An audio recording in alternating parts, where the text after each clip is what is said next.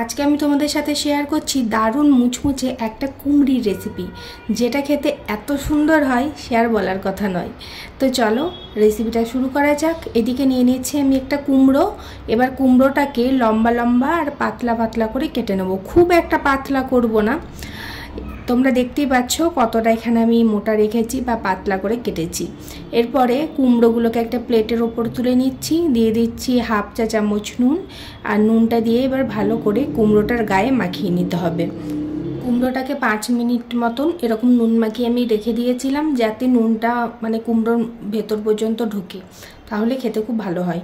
এরপর নিয়ে নিলাম একটা বাটি, আর এখানে দিয়ে দিলাম 1.5 কাপ মতন ময়দা, দিয়ে দিলাম কালো জিরে, আর দিলাম 1/4 কাপ এখানে দিলাম হলুদ গুঁড়ো, আর টেস্ট অ্যাকর্ডিং এখানে নুন দিয়েছি।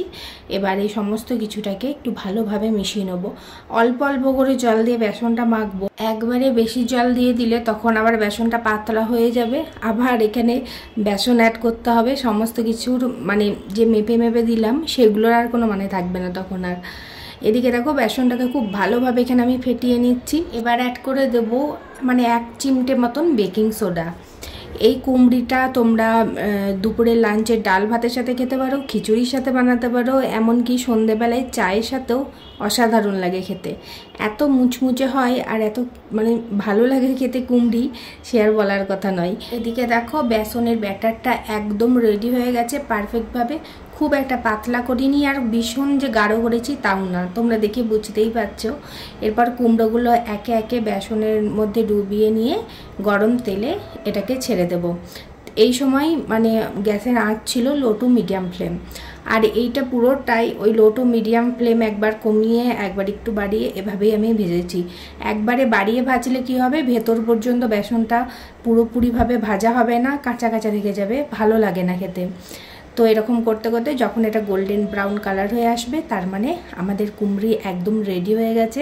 আজকে ভিডিওটা তোমরা কে কোনখান থেকে দেখছো অবশ্যই কমেন্ট করে জানাবে। এদিকে দেখো কুমড়িগুলো একবারে রেডি। এবার আমি একে একে এগুলোকে তুলে নেব।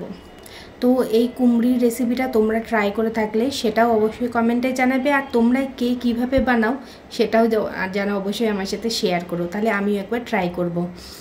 এদিকে আমি এটা ওটসের খিচুড়ির সাথে সার্ভ করেছিলাম, আর ভীষণ সুন্দর খেতে হয়েছিল। একটা তোমাদেরকে ভেঙে দেখাচ্ছি, দেখো কতটা ক্রিস্পি হয়েছিল, দেখেই বুঝতে পারছো।